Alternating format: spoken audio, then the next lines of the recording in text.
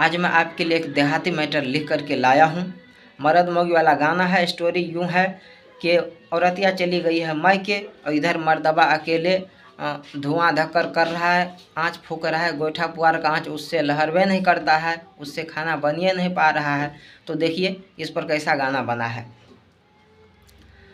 आँच फूकै छै धुइयाँ उठै छै, आँच फूकै छै धुइयाँ उठै छै, जब चूल्ही लग बैठेमे झरक मारै छै, मरद बिना मौगी के झख मारै छै, मरद बिना मौगी के झख मारै छै, ओना नहिरे के मौगी क तरख मारै छै, मरद बिना मौगी के झख मारै छै, मरद बिना मौगी के झख मारै छै।